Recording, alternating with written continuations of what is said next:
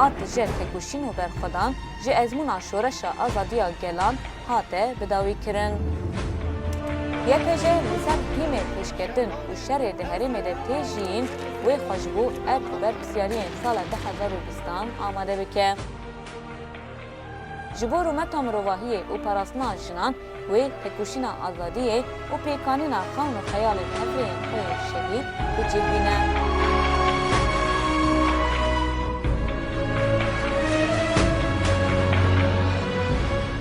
Ji bo xilasiya rûmeta mirovahiyê û parastina jinan wê tekuşîna azadiyê bigihîne serkeftinê.